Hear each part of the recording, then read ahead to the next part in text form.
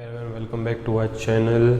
तो CBSE 10th श्रेणी का जैसे कि हम लोगों ने लीनियर इक्वेशन शुरू करा था और हम लोग 2.4 एक्सरसाइज तक पहुंच चुके हैं। तो जिसने 2.4 तक नहीं देखा है पहले वो 2.4 तक देख लो ताकि यहाँ पे किसी को भी दिक्कतें ना हो। ठीक है, कल हम लोगों ने एलिमिनेशन वाले एक्सरसाइज का सेकेंड रोमन नंबर के 3 प्रॉब्लम क्वेश्चंस कर लिए थे और हमारे 2 क्वेश्चंस पेंडिंग थे, तो आज हम लोग वही कंप्लीट करने वाले हैं। ठीक है, तो जो सब क्वेश्चन 4 है प्रॉब्लम क्वेश्चंस का वो देखते हैं क्या कहता है, उसे समझने की कोशिश करते हैं। तो यहाँ पे बोला है Meena went to a bank to withdraw ₹2000। Meena bank में गई 2000 रुपये निकालने के लिए। She asked the cashier to give her ₹50 and ₹100 notes only. तो वो कहती है कैशियर से कि उसे 2000 रुपये टोटल चाहिए, लेकिन वो सब 50 रुपये और 100 रुपये के नोटों में होने चाहिए। राइट, उसे 50 रुपये और 100 रुपये के नोट ही चाहिए जिसे मिला के 2000 रुपये होंगे। Meena got 25 notes in all. 50 रुपये के और 100 रुपये के नोट्स कैशियर ने उसे दिए, तो नंबर ऑफ नोट्स जो उसके पास आ गए अभी 50 रुपये और 100 रुपये के मिला के number of notes was 25। Number of notes 25 था। Find how many notes of ₹50 and ₹100 she received. तो फिर बोल रहे हैं कि कितने 50 रुपये के और कितने 100 रुपये के नोट्स उसे मिले। So they are asking for number of ₹50 notes and number of ₹100 notes, कि 50 रुपये के कितने नोट आए उसके पास। 4 नोट आए, 5 नोट आए, 10 नोट आए। 100 रुपये के कितने आए, 5 आए, 10 आए। Number of notes is what they are asking for, है ना। तो शुरू करते हैं फिर।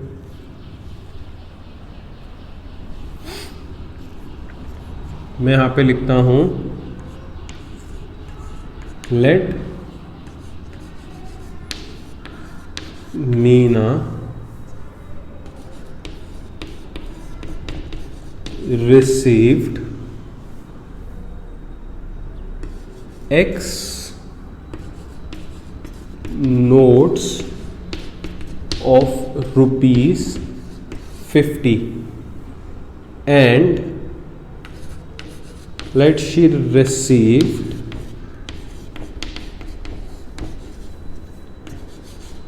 Y notes of ₹100. Meena received X notes of ₹50 and Y notes of ₹100.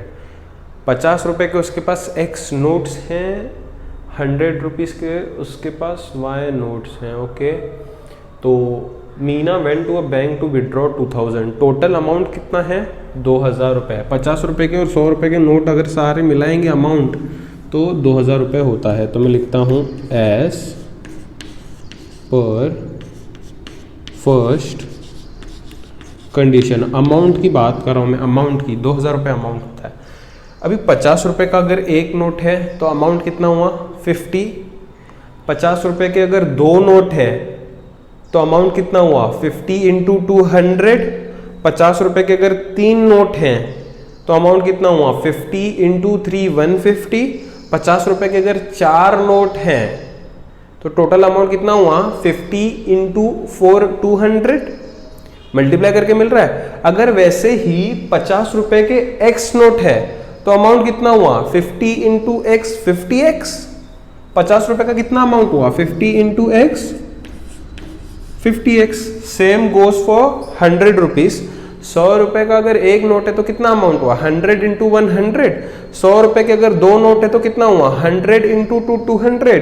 100 रुपये के 3 नोट है तो अमाउंट कितना हुआ, 100 × 3 300। 100 रुपये के Y नोट है, 100 × Y 100Y 100 × Y 100Y। तो 50 रुपये के X नोट थे तो इतना अमाउंट 50 रुपये का है, इतना अमाउंट 100 रुपये का है। इन दोनों अमाउंट को मिलाएंगे तो 2000 ही होगा। क्योंकि बैंक से निकाला 2000 रुपये है ना। तो इस तरीके से ये मुझे पहला वाला जो है इक्वेशन मिल गया। अब एक यहाँ पे हम लोग काम कर सकते हैं सिंप्लीफाई करने को इस इक्वेशन को। देखो ये 50 है, ये 100 है, ये 2000 है, तीनों के तीनों 50 के टेबल से डिविजिबल है, तीनों के तीनों 50 के टेबल से डिविजिबल है। तो मैं 50 से डिवाइड करके सिंप्लीफाई कर सकता हूँ इक्वेशन को, है कि नहीं। तो मैं लिखता हूँ, करना है तो करो, नहीं करना है मत करो, है ना।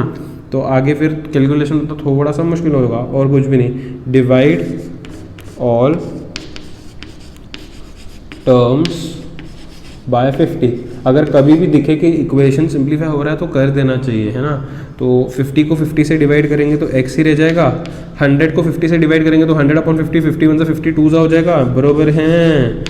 अगर 2000 को 50 से डिवाइड करोगे तो कितना आएगा, देखो ये 2000 है, उसको 50 से डिवाइड करो तो ये 0 कट, ये 0 कट, 5 1 जा 5, 4 जा 20 and 0 as it is what we get is 40।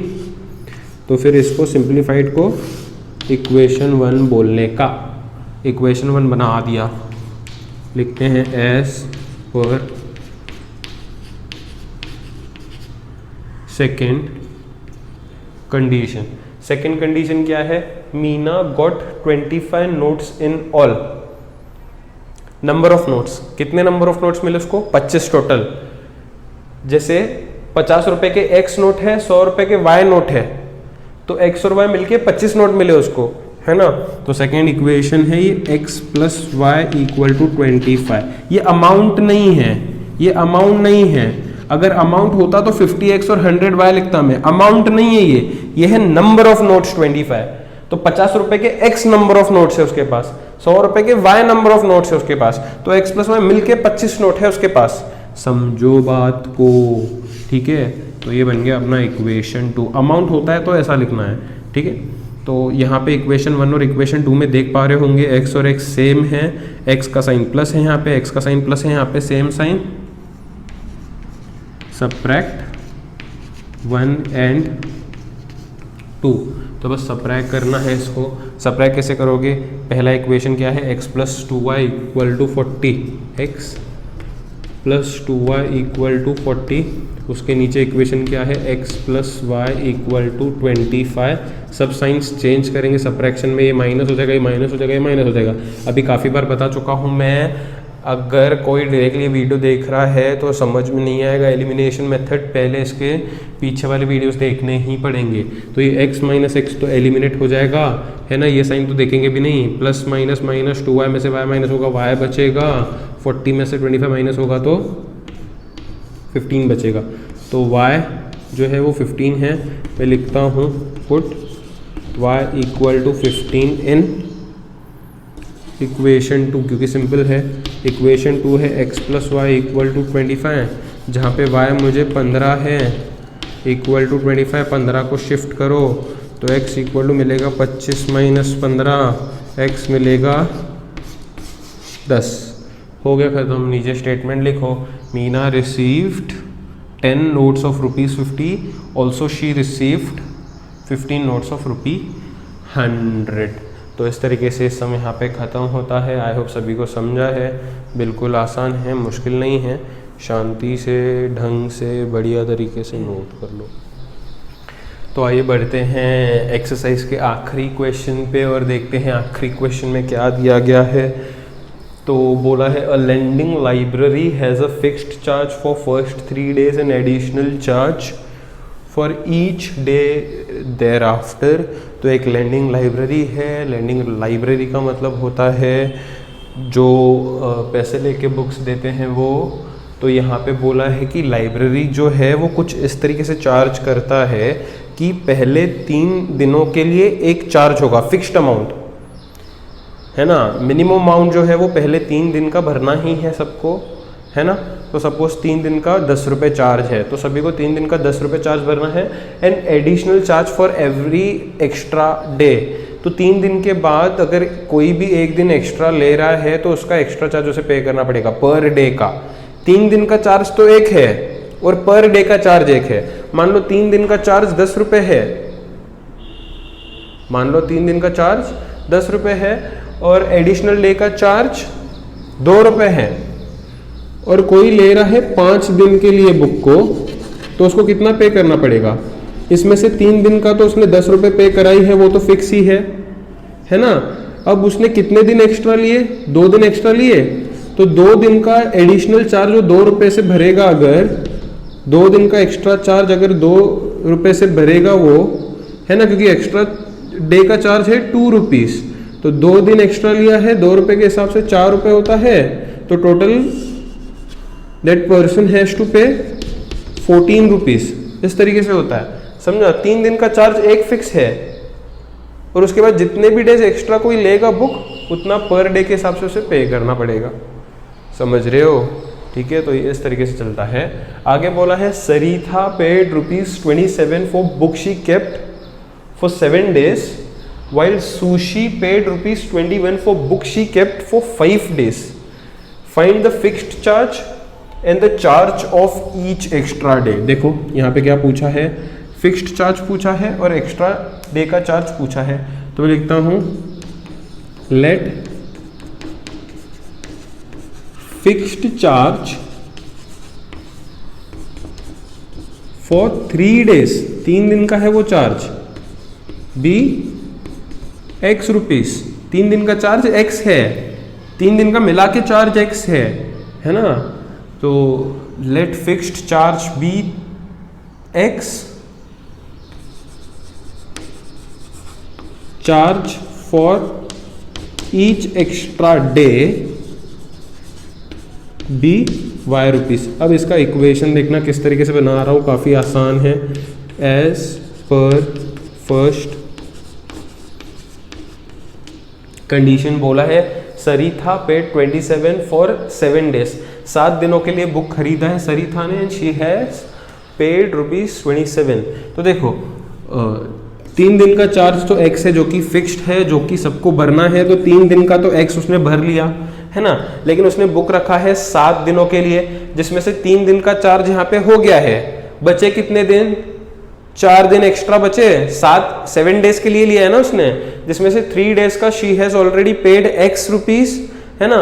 बचे 4 days। अब ये 4 दिन जो है वो एक्स्ट्रा है ना, 4 दिन जो है वो एक्स्ट्रा है, तो extra per day charge Y rupees है। एक्स्ट्रा जितने भी दिन कोई बुक रखेगा अपने पास, तो उसका 1 दिन का चार्ज Y है।